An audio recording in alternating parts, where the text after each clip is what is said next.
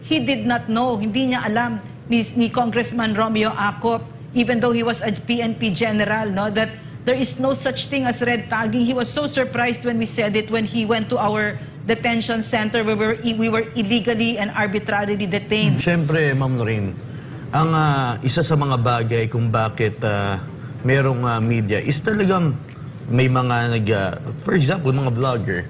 Ito'y para tumulong tayo sa ating mga kababayan, sa taong bayan. Kami, isang media outfit, ang SMNI. Ano po ba ang aming layunin? Para isiwalat ang ginagawang katiwalian ng CPP-NPA, NDF.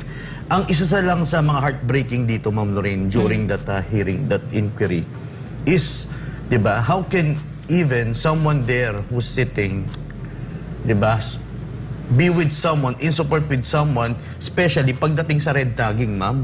Yeah, unbelievable. Ini-expose mo, ma'am, ini-expose mo yung mga kabataan na nare-recruit. Ini-expose mo, ito yung mga tao para hindi na sila mailigtas sila sa kapahamakan.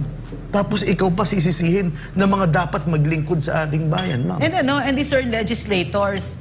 And from the mouths of these legislators came the word red tagging, which is an invention, a creation of a terrorist organization that they use to silence us so that more of our children will die as NPAs. And this came from the mouth of, for instance, Romeo Acop, PNP. He did not know, hindi niya alam ni Congressman Romeo Acop, even though he was a PNP general, no, that there is no such thing as red tagging. He was so surprised when we said it when he went to our detention center where we were illegally and arbitrarily detained. He thought that there was a law for red tagging. No, we said, no, there's no.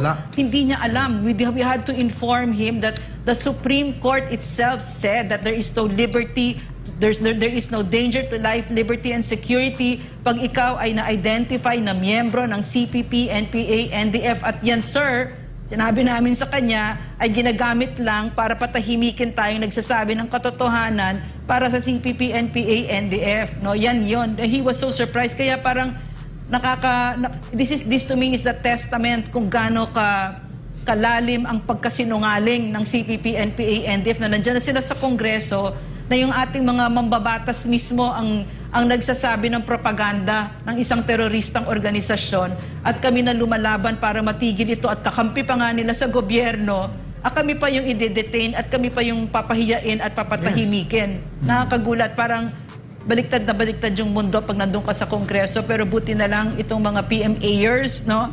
They came here and they came to our rescue, to the rescue of the Philippines, no, our democracy, and set straight what was wrong.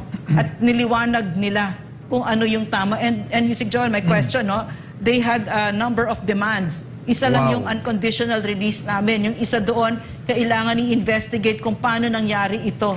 Itong pag-detain sa amin, at saka dapat meron niyang sanctions. At pagkatapos yung transparency sa account, sa funds, sa public funds, no. So yung isa pa lang ang nagagawa nila. So this is really interesting for us to watch what will happen here, no.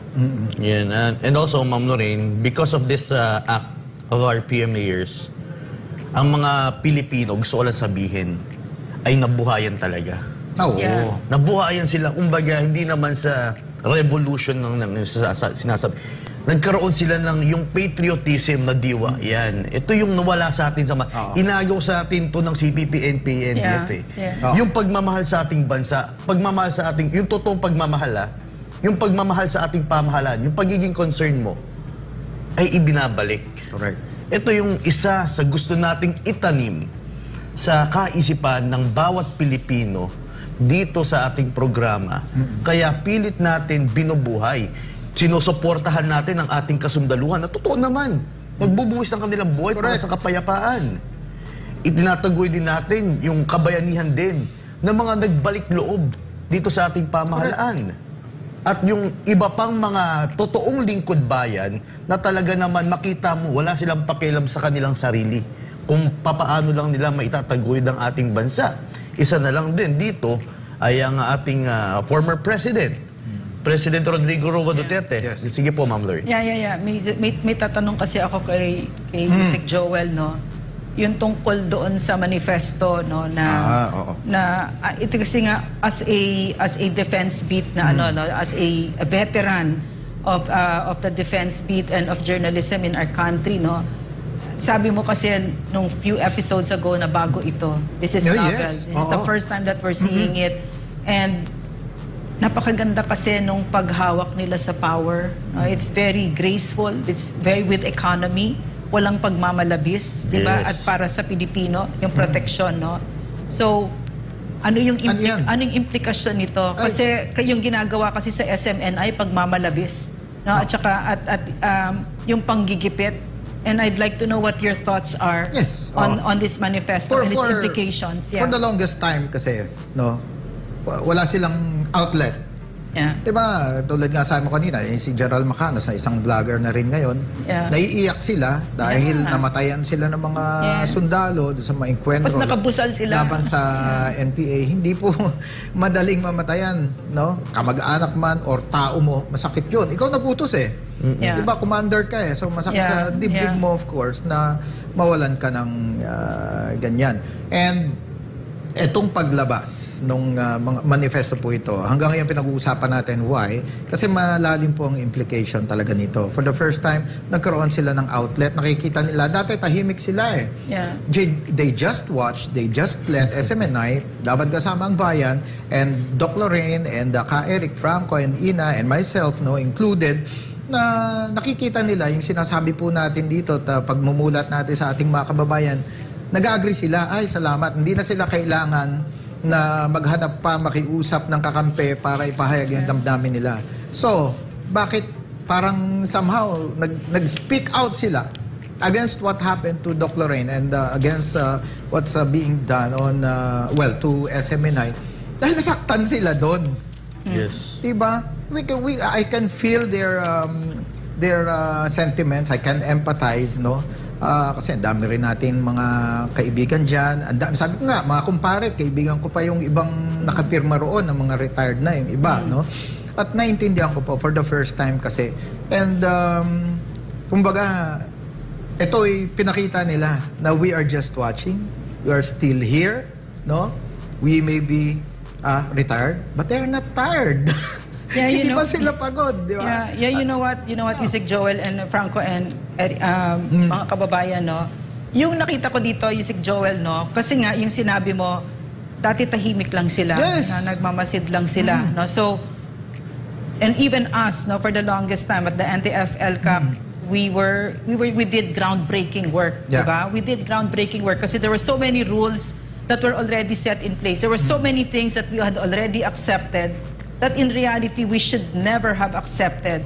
For instance, the schools of our children became the recruitment ground for them to be NPAs, to become violent extremists. In other words, no, sa tagal ng kalahating siglo ng mga bawal pala magmura. Montek. Yung sa tagal nila diyan sa mga bawat lipunan natin, no, bawat sektor ng lipunan, naging tayong isang bansa na tumatanggap ng hindi na dapat katanggap-tanggap, 'di ba? Yung kunyari, yung sa media na tahimik, yung nandyan sila sa gobyerno, tapos parang yung pagmamalabis nila, na naging katanggap-tanggap. Kahit din, kasama dito, yung sakripisyo ng mga sundalo natin, parang wala lang sa atin. Kinikibit balikat natin, di ba? And yet, what do those sacrifices mean? Those sacrifices mean an untold number of widows and orphans. And that heartache, and yung bago sila namatay, marami dyan tinorture, marami dyan pinagsasabog lang ng mga CPP. Parang the most inhumane manner, no? Violations of the international humanitarian law. At yan po ang naging kwento ng Pilipinas dahil sa CPP, NPA, NDF. And these are stories that we need to say, no? Parang alam ng taong bayan kung gaano kalalim ang sugat natin. And parang what I sensed, kasi with the remember when we were at the NTF-L Cup, naging maliwanag sa atin ng halaga ng information. Diba? Yan actually yung nagpabagsak sa CPP kasi nalaman ng mga kababayan natin, tapos tinalikuran nila, hanggang mamaya wala nang bumoto sa kanila at nagbalik loob sa gobyerno, sa mga sundalo, massive surrenders, etc. Diba? So, napatatahimikin mo ang SMNI Mabigat yun sa ating mga kasundaluhan. Correct. Unless the other media groups step up also to the plate. And we hope this is the kind of country, the kind of media, the kind when we say we want to redefine press freedom, this is what we want. That we will speak the truth to our people and that we will inform them, give them information that will empower them. No? Correct. What sets SMNI apart from other networks, no, as I see it, is that grabe, mas heavy yung advocacy ng SMNI, no, toward that goal of ending this armed conflict, no. Unlike sa iba kasi, I came from a commercial type of media outfit, di ba? Paramihan ng advertisers at may mga sacred cows yan. Siyempre, yung bang advertiser mo, babanatan mo? Of course not. Pag mawalan ka ng sweldo. Yun yung mga dynamics yan. At si SMNI nga, straight lang, diretso lang. At nakikita natin nga yung nangyari sa inyo, nasaktan talaga yung target, di ba? Which is actually the CPP, NPA, NDF. And they're moving heaven and earth, no? To pressure you, to silence you, to muzzle you, and buti na lang, no? Nung ginawa sa inyo yon, mayroong mga nanindigan na tumayo na nagulat lahat. Even ako, nagulat ako for the first time nagsalita. With Yusek Joel, which brings me to my next question. Am I accurate when I say that the good thing about all of this that happened, na nakita ko, is that the tide has already turned. No? Ito namang sila Teddy Casino, yung mga mapa-file ng case na yan, pa-media advisory pa, etc. That's an old template. No? It's an old template. Lagi nilang ginagawa yan. Kahit natutulog tayo, dapat memorize na nila yung playbook nila, di ba? But what's happening now is that this is what I deeply believe in kasi, that we have to create our own genre. Kasi the old things don't work anymore. The things that we used to do, they weren't working anymore. That's why what happened at the NTFL, why is NTFL Cup such a success story? Kasi it was groundbreaking. Parang we did things that we never did before as a people. Na kami nagtanggal ng mga maskara, ganyan, and we just went on and tuloy-tuloy lang, kahit na ano pang ibato mo sa amin. So it was groundbreaking, unprecedented, and which is why we had all these amazing accomplishments as a people, no? And then this is what happens kasi when you do something that's unprecedented, you really create your own genre. So that the PMA graduates, they did the same thing, no? They created their own genre. It's a new thing, no? Na you wrote that letter and what it tells us as a people, no, is that we really are united as a people. And that, like the survey of the Vice President now for me, no, it also shows, together with the response when we were detained, it shows our maturity as a people. Na hindi tayo banana republic, hindi tayo pwedeng, kawawa talaga yung mga politikong walang respeto sa atin at ang tingin nila pamumudbud lang tayo ng pera at okay na tayo, diba, tatahimik tayo. Ang ipinakita natin sa isa't isa, sa sarili at sa buong mundo ay hindi tayo ganon. Ipaglalaban, we will all close ranks, the Filipino people, the soldiers, as in media here in SMNI, we will close ranks and we will defend our country and the republic. Correct. Sige, go ahead, Frank. Kasi mama, ang nakikita natin ngayon is really, ito na yung nakatakdang panahon. Para muling itaguyod ang ating bansa. Yung nangyayari natin, parang it's all scripted na. Nandyan na. Scripted na to. Ay, ibig ko sabihin kasi Franco, I'm sorry, I'm interrupting ibig natin sabihin doon, uulitin pa ba natin yung 50 plus years na ang CPP? Kaya nga sinabihan ko na si Franz Castro, bigyan na nga natin ng memo, Franz. Hindi na uulit ito. Tapos na kayo mag-surrender ka na. Hindi na, that's what you mean, right? Exactly, Hindi na, tapos na. Wala nang papayag dito, Franz. Hindi na. Kahit kumain ka pa ng apoy at maglakad sa bubog, wala na, Franz. Kasi ma'am, napapanahon na Like for example, isa sa indikasyon. Nung isinilang ang NTFL Cup, noong nagkaroon ng SMNI para mas palakasin ang pagsisiwalat, yung pagtayo ng ating mga kababayan sa kamulatan sa panlilinlang ng CPP, NPA, NDF, yun nangyayari sa Kongreso. At yung iba pa nangyayari, yung pagtayo ng ating magigiting na mga sundalo at kapulisan. Ganda. Isa yan. Sa nakikita natin na tapos na. Parang story ng buhay ito Ito na yung panahon natin. Ito na, hindi na natin hahayaan. At nakita naman natin ang paninindigan ng bawat Pilipino sa laban na ito. At isa lang sa mga bagay dito, ipinapakita rin natin kung sino yung hindi totoong may pusok sa Iba ating... na ngayon. Exposed. Blast from the past. Halimbawa, 5 years na ang NTFL Cup. We celebrated 2 weeks ago ang 5th anniversary ng NTFL Cup.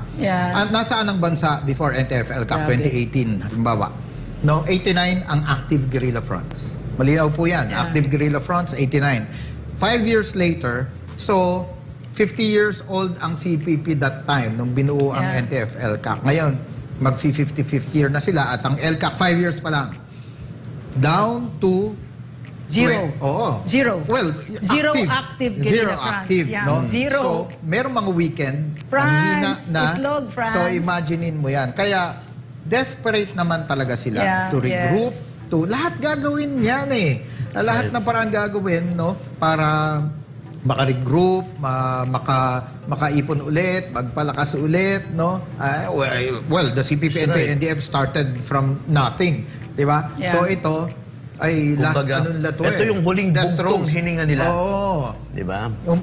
Huling hinga Kasi na Joel, ito.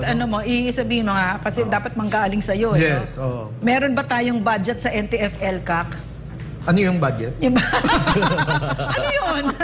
What's that? Yung barangay development program, yun, diretso yun sa Ano barangay. yan? Pero yung sa amin noon, hanggang ngayon yata, walang budget. Wala po. Walang budget. Wala. Ako'y sabi Wala natin. kaming extraordinary Oh, funds. sabi ka, Sana kami nila all. Yusek Lorraine dati, no, even I myself, yung dati kong opisina, di ba, wala naman budget yan, sweldo lang talaga, na hindi naman ganun kalakihan. So, hindi po tayo nakatingin dito sa budget. Ako po yung nakatingin doon sa 4 kong apo, na ayoko nang danasin nila. Daddy wo na ako eh. Di ba, lolo na ako eh. Ayoko nang danasin nila na baka ma-recruit din sila, katulad ng lolo nila. Ayoko na. Wag na po At saka sana. ano naman klaseng tayong bansa, napapayagan pa natin to at ipapasa pa natin sa mga anak at mga apo natin ito. Ay, di na. Hindi na, di ba? Kawawa naman sila, uulit na naman. That's why I'm sure, Hanap-hanapin na naman nila yung anak nila sa bundok, maghuhukay na naman sila ng mga bangkay na mga anak nila, aakayin na naman nila yung mga anak nilang patay habang nanonood sa mga apo ni Franz Castro na nandyan na naman sa Kongreso, na nagugluta tayo na naman, ang yaman-yaman nila, di ba? Uulit pa tayo doon. Ano namang klase tayong bansa? Kaya kami dito, nakita namin, kasama ito, nakita namin, ito para tumigil ito. Kailangan ibigay mo yung buhay mo dito. Correct. So wala na natatakot dito. Yakap na yakap namin to. Yeah.